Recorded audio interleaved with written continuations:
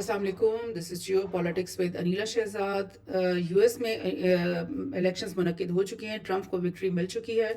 और दुनिया के तमाम जो ममालिक हैं वो इस वक्त जो है फिंगर क्रॉस करके बैठे हुए हैं कि अब ट्रंप के आने से यूएस की जो पॉलिसीज़ हैं ट्रेड के मामलात में, फॉरेन पॉलिसी के मामलात में, डिफेंस के मामलात में, वो सब कुछ उनमें क्या क्या चेंजेस आएंगी। Because anything is possible with Trump. पहले भी ट्रंप ने आकर के जो एक लॉन्ग स्टैंडिंग वॉर चल रही थी सीरिया के अंदर, जिसमें नेटो की तमाम फोर्सेस भी इन्वॉल्व थी, उसको ट्रंप ने आकर के ख़त्म करवा दिया था। उसने ऐलान कर दिया था कि हमारी फोर्सेस, हमारी आर्मीज जितनी भी हैं वो सीरिया से विड्रॉ हो रही हैं। और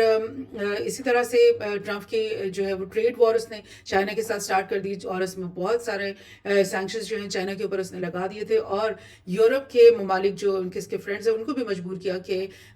इन तमाम सैंक्शंस के अंदर जो है वो यूएस का साथ दें। और जिसकी वजह से जो पहले से ही 2008 से एक फाइनेंशियल क्राइसिस चल रहा था दुनिया में, उसके अंदर, और उसके बाद कोविड भी आ गया, आपने देखा, उसकी वजह से भी इकोनॉमी जो है वो बिल्कुल डाउन हो गई। तो उसके बाद ये जो ट्रंप ने ट्रेड वॉर शुरू की, उसकी वजह से जो रही सही इकोनॉमी चल रही थी, मुल्कों के बीच में ट्रेड हो रही थी और मतलब बहुत कुछ चल रहा था, वो सब का सब जो है जेपरडाइज होने का खतरा हो गया और काफ़ी चीज़ें जो है ना वो टर्न डाउन हो गई इकोनॉमिक सिनेरियो के अंदर। और इसके अलावा ट्रंप ने जब अपने चाइना के साथ ट्रेड वॉर जब की थी, उसी वक्त उसने यूरोप के भी तमाम ममालिक के ऊपर भी टैरिफ्स बढ़ा दिए थे कि जो भी चीज़ें यूरोप से खरीदी जा रही हैं और यूएस के अंदर आ रही हैं, उन तमाम के ऊपर उसने 10% टैरिफ लगाने का ऐलान कर दिया था। और जबकि चाइना के साथ जितनी भी गुड्स हैं उनके ऊपर उसने 60% से लेकर 100% की तक की जो टैरिफ्स हैं वो लगाने की बात की थी। सो ये सब कुछ हो रहा था और उसके बाद आपने देखा कि ट्रंप तो चला गया, लेकिन यूक्रेन वॉर शुरू हो गई जिसमें तमाम यूरोपियन ममालिक जो इन्वॉल्व हो गए और ट्रेड और जो इकोनॉमी वो दोबारा से एक स्लम का शिकार हो गई है। उसकी वजह से जर्मनी की इंडस्ट्री, जो कि जर्मनी को आप ये समझे कि वो यूरोप का सबसे बड़ा इंडस्ट्रियल स्टेट है, आप समझे कि वो सबसे बड़ा ट्रेडिंग पावर है यूरोप के अंदर, यूरोपियन यूनियन के अंदर। और जर्मनी का जो इकोनॉमिक फॉल है वो आप समझे कि पूरे यूरोप का ही इकोनॉमिक फॉल डाउनफॉल हो जाएगा। और यही हो रहा है कि जर्मनी के अंदर बहुत सारी इंडस्ट्रीज जो है वो बंद हो रही हैं क्योंकि जो यूक्रेन वॉर जब शुरू हुई तो जर्मनी के अंदर जो रशियन ऑयल और गैस आ रहा था वो सब कुछ, उसका सिलसिला बंद हो गया और एकदम से यानी फ्यूल की प्राइसेस स्काई रॉकेट हो गई, जिसकी वजह से इंडस्ट्रीज जो है वो कम्पीट नहीं कर सकी। पहले ही एक स्लम चल रहा था मार्केट में, पहले ही चाइना के साथ कम्पीट करना बहुत मुश्किल था। चाइनीज़ कार्स, चाइनीज़ जो मोबाइल्स हैं, चाइना में मैन्युफैक्चर होने वाली तमाम इलेक्ट्रॉनिक चीज़ें जो हैं वो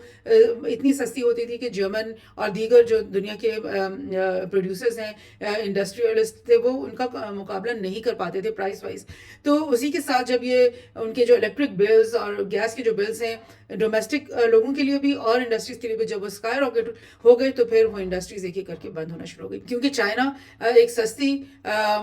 चीज़ें जो है वो दुनिया भर में प्रोवाइड करने के कर रहा है। तो उस वजह से क्या हुआ कि जर्मनी के से जो एक्सपोर्ट के ऑर्डर्स हैं वो भी कम हो गए और जो है लेबर की शॉर्टेज का भी जर्मनी में सामना हुआ क्योंकि स्किल्ड वर्कर्स की जो मतलब ज़रूरत थी उनको वो पूरी नहीं कर पा रहे थे। और एक और बहुत बड़ा फैक्टर ये था कि रिन्यूएबल एनर्जी की तरफ आने की जो बात यूरोप के अंदर चल रही थी क्योंकि क्लाइमेट की जो कॉन्फ्रेंसेस वहाँ पे होती रही और तमाम जो यूरोपियन ममालिक हैं उन्होंने एग्रीमेंट्स की कि हम जो फॉसिल फ्यूल्स की तरफ अपनी डिपेंडेंस कम करेंगे और रिन्यूएबल्स की तरफ हम अपनी जो है वो एनर्जी की नीड्स वहाँ से पूरी करेंगे। तो वो काम करने के लिए भी जो है जर्मनी वो नहीं कर पा रहा और उनको बहुत मसाइल हो रहे हैं रिन्यूएबल एनर्जी की तरफ फोकस करने में। सो इन सब वजूहत की वजह से जो economic fall down, melt down का सामना जर्मनी को हो रहा है काफ़ी सालों से, उसकी वजह से जो जर्मनी की अंदर गवर्नमेंट है उसकी भी कोलैप्स होने के खदशात सामने आ गए हैं। और यही हुआ है कि जर्मन जो चांसलर हैं ओलाफ स्कॉल्स, उन्होंने अपने फाइनेंस मिनिस्टर को जो है ना वो फारिग कर दिया और इसके अलावा भी उन्होंने कुछ मिनिस्टर्स को फारिग किया है और जो कोalition गवर्नमेंट बनी हुई थी उसके अंदर जो है वो दरार आ चुकी है। और जो उनकी कोalition गवर्नमेंट जो कि जिसको ट्रैफिक लाइट कोalition अलायंस भी कहते थे, जिसमें 3 बड़ी बड़ी पार्टीज थी, SPD जो कि ओलाफ की पार्टी और ग्रीन्स और free market liberal free democratic FDP, ये तीनों इनके बीच में एक दरार आ गई। इन्होंने अपने अपने लोगों को मिनिस्ट्री में से निकाल दिया और अब ओलाफ शॉल्स को ये लोग कह रहे हैं कि आप फौरी तौर पे नए इलेक्शंस का ऐलान करो। और ओलाफ ने ये कहा है कि मैं वोट ऑफ कॉन्फिडेंस ले लेता हूँ दोबारा से, और अगर मुझे वोट ऑफ कॉन्फिडेंस मिल गया तो मैं दोबारा से एक गवर्नमेंट बना लूँगा। लेकिन स्पेकुलेशंस यही हैं कि ओलाफ को जो है वो वोट ऑफ कॉन्फिडेंस नहीं मिलने वाला, और यही जो पार्टीज हैं ग्रीन्स और FDP, इनके बारे में ये बातें सामने आ रही हैं कि वो दूसरी पार्टीज जो कि जर्मन की कंजर्वेटिव पार्टीज हैं उनके साथ कोalition करने के लिए तैयार हैं, और उसकी वजह से एक नई गवर्नमेंट आने का अंदेशा है। सो क्या ऐसा होगा? क्या वाकई जर्मनी की जो गवर्नमेंट है वो कोलैप्स होने वाली है? और क्या वाकई फाइनेंशियल सिचुएशन जर्मनी की और पूरे यूरोप की इतनी ख़राब हो गई है कि आपको इस तरह की बात सामने आ रही है? हमारे मुल्क में तो आप देखते हैं कि जैसे ही गवर्नमेंट्स आती हैं उनके खिलाफ नो कॉन्फिडेंस मोशंस आ जाते हैं, और बहुत ज़्यादा बड़ी बड़ी तहरीकें शुरू हो जाती हैं, और बहुत कुछ अपहीवल होता ही रहता है, पॉलिटिकल इंस्टेबिलिटी रहती है। लेकिन क्या जर्मनी जैसी एक इतना ज़्यादा इंडस्ट्रियलाइज्ड जो कंट्री है, और इतना ट्रेड का जो एक पावर है, और एक स्टेबल कंट्री है, यूरोप का एक बहुत बड़ा पावर है, क्या वो भी डिस्टेबल हो चुका है इस सारे सिलसिले में? Germany can't balance its budget, now its government is in free fall. Budget को वो काबू नहीं कर पा रहे हैं। और इसमें मैं आपको एक और डिटेल बता दूं कि जब कोविड के ज़माना आया था तो बहुत तमाम यूरोप के कंट्रीज़ की तरह से जर्मनी ने भी बहुत बड़े बड़े लोन्स जो है ना अपनी अपनी गवर्नमेंट से ले लिए थे, और अप्रूव करवा लिए थे कि ये सारे लोन्स जो है बिलियंस ऑफ डॉलर्स के, ये हमें चाहिए क्योंकि कोविड की वजह से हमें इमरजेंसी फंड्स चाहिए हमारी हुकूमतों को सर्वाइव, अपने हमारी कौम को, हमारे नेशंस को सर्वाइव करने के लिए। लेकिन हुआ ये कि वो जो लोन्स लिए थे बिलियंस ऑफ डॉलर्स के, जर्मन गवर्नमेंट ने वो इस्तेमाल नहीं हुए, और जब वो इस्तेमाल नहीं हुए तो उनके पास सरप्लस ये मनी पड़ा हुआ था, और ओलाफ का ये ख्याल था कि हम वही जो बिलियंस ऑफ डॉलर्स हैं उसको हम अपनी इकोनॉमी के अंदर एम्बेड कर लेते हैं, और जो हमारी गिरती हुई मेल्ट डाउन होती हुई इकोनॉमी उसको दोबारा से हम खड़ा कर लेते हैं उसी बिलियंस ऑफ डॉलर्स के मदद से। लेकिन जो कंजर्वेटिव पार्टीज हैं वहाँ की, उन्होंने मुकदमे डाल दिए कॉल्स के खिलाफ और इस सारी चीज़ के खिलाफ कि भाई जो फंड्स हमने कोविड की मद में लिए थे वो हम अपनी इकोनॉमी को रिवाइव करने के लिए इस्तेमाल नहीं कर सकते। और यही हुआ कि जो कोर्ट ने बिल आखिर जो है इसी महीने ये फैसला कर दिया कि भाई वो जो मल्टी बिलियन डॉलर जो के लोन्स हमारे पास पड़े हुए थे, मतलब अनयूज जर्मन गवर्नमेंट के पास, वो ट्रेड में, इकोनॉमी में और दूसरी कोविड के अलावा दूसरी ज़रूरियात के अंदर इस्तेमाल नहीं होंगे, एडजस्ट नहीं होंगे, जिसकी वजह से एक मल्टी बिलियन यूरो होल बन गया है जर्मन इकोनॉमी और जर्मन बजट के अंदर, और वो इस मल्टी बिलियन होल को किसी तरीके से भी फिलअप करने के लिए उनका वो नहीं कर पा रहे हैं, जिसकी वजह से ये सब हुआ है, जिसकी वजह से जो कोएलिशन गवर्नमेंट है वो टूटने को आ गई है, और ये नौबत आ गई है कि सब तमाम पार्टीज मुश्किल से कह रही हैं कि तुम नया इलेक्शंस फौरी तौर पे। इसी को हम एक और जगह से देख लेते हैं। Germany slides deeper into budget crisis, here's what we need to know. एक तो Germany's constitutional court ruled last week that governments move to reallocate emergency debt of the COVID taken on during the pandemic to the current budget. ये नहीं हो सकता, और this has left a 60 billion euro funding gap in the government's budget, with especially hitting climate policies. And crisis has highlighted divisions between coalition partners, and no immediate solution has been found so far. यानी climate policies की वजह से उन्हें जो renewable energy की तरफ जाना था वो नहीं कर पा रहे, क्योंकि उसके लिए उनको बहुत ज़्यादा फंड्स की ज़रूरत है, और मज़ीद जो जितनी भी उनकी पॉलिसी है, फिस्कल पॉलिसी या बजटिंग है, उसके लिए उनको 60 बिलियन डॉलर्स की ज़रूरत है, जो कि अब एक गैप बन गया है और वो फिल अप नहीं हो रहा किसी भी तरीके से, और कोलिशन पार्टनर्स जो है वो उनसे अलग होते हुए दिखाई दे रहे हैं, और ये मुतालबा सामने आ गया कि फौरी तौर पर री इलेक्शंस करवाओ। इसी के साथ जैसे कि मैंने आपको बताया कि ट्रंप इलेक्शंस जीत चुका है, और ट्रंप को ये फॉर्च्यून मैगजीन के नई आर्टिकल निकाला है कि Germany lurches from crisis to crisis, analyst fear tariff man Trump could be 2025 disaster. यानी अगर इसी सारे सिनेरियो के अंदर ट्रंप کی وکٹری کے بعد ٹرمپ نے دوبارہ سے اعلان کر دیا کہ وہی 10% ٹیرف جو کہ میں لگانا چاہ رہا تھا لاسٹ اپنے ٹینیور میں بھی، یورپ کے تمام انڈسٹریل گڈس کے اوپر جو بھی ہم نے خریدنے ہیں اس کے اوپر ہم 10% ٹیرف لگائیں گے. اگر اس بری ترین سچویشن میں اگر ٹرمپ نے یہ بھی مزید ایڈ کر دیا 10% ٹیرف، تو پھر جرمنی کی جو سچویشن ہے وہ بالکل مخدوش سے مخدوش ہو جائے گی. کرائسس سے کرائسس میں وہ پہلے ہی چل رہا ہے، اور اس کے بعد اب ٹرمپ کے آنے سے مزید جو ہے ان کو ایک خوف و خطر میں وہ پڑ گئے کہ کیا اب ہمارے ساتھ آگے آنے والے سالوں میں کیا ہونے والا ہے. تو یہ سچویشن جو ہے جرمنی کی. لیکن میں آپ کو یہ بھی بتا دوں کہ صرف جرمنی کی سچویشن خراب نہیں ہے، بلکہ پورے یورپ کے اندر اکنامک کرائسس اور اکنامک میلٹ ڈاؤن اور انڈسٹریل میلٹ ڈاؤن کا سلسلہ چل رہا ہے. تمام ہی کنٹریز جو ہیں وہ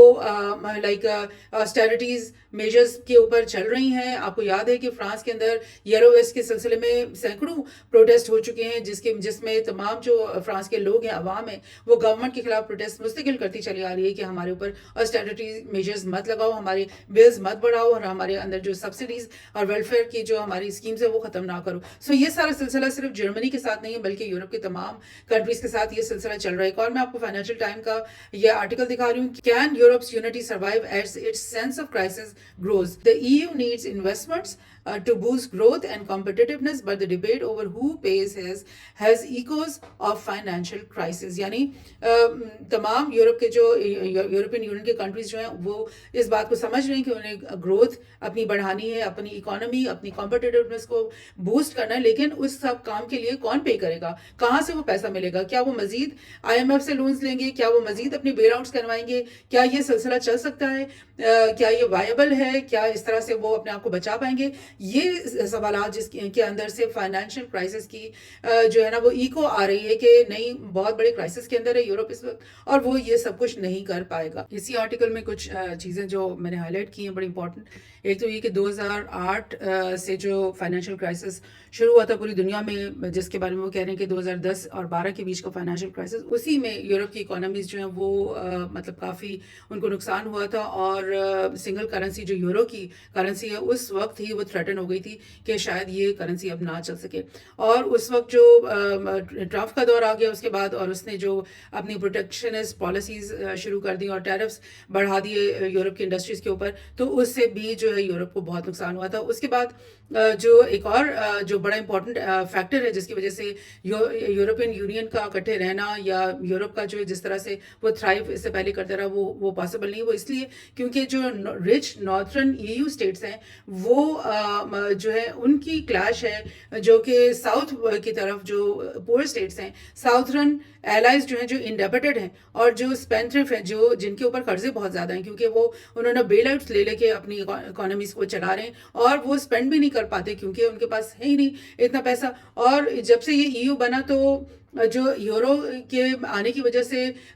وہ بہت ساری اکنامک پالیسیز اپنی مرضی کے مطابق نہیں بنا سکے، اور اسی وجہ سے بہت سارے فائدے بھی ان کو ملے لیکن بہت سارے ان کو نقصان اٹھانے پڑے، جس کی وجہ سے وہ بیل آؤٹس کے اوپر وہ پہنچ گئے، اور بہت ساری جو اکانومیز ہیں یورپ کی وہ ڈیفالٹ کی طرف چلی گئی. یہ سب کچھ وہاں پہ ایشوز چل رہے ہیں. اور اب جو نئی سچویشن ہے جس میں ٹرمپ بھی واپس آ گیا، شاید وہ اور بھی ٹیرفس بڑھا دے، شاید پہلے ہی اکانومی وہاں کی اور انڈسٹریز ڈاؤن فال میں، اور چائنا کے ساتھ کمپیٹ کرنا پہلے ہی ان کے لیے پاسبل نہیں ہے. تو اب یورپ کے ممالک کو یہ کوشچن ان کے سامنے آ گیا کہ ان کے اندر long term global economic relevance ہے بھی یا نہیں. یعنی وہ کیا یہ سمجھ لیں اور تسلیم کر لیں اس بات کو کہ گلوبل اکانومی میں اب ان کا کوئی بڑا کردار نہیں رہے گا آنے والے سالوں اور دہائیوں میں، اور وہ اپنے آپ کو زیرو سے یا اپنے اسکوائر ون سے اپنی گروتھ کو وہ اسٹارٹ کریں. یہ سب کچھ ہے. اور ٹرمپ کے آنے کے بعد یہ چیز جو ہے اس کی اسپیکولیشن اور زیادہ اسٹرانگ ہو گئی. دیٹ از دا تھنگ کہ بات صرف جرمنی کی نہیں ہے بلکہ پوری یورپ کی ہے. اور جو یورپین ڈیبٹ کرائسس ہے وہ میں آپ کو ریمائنڈ کروا دوں کہ یہ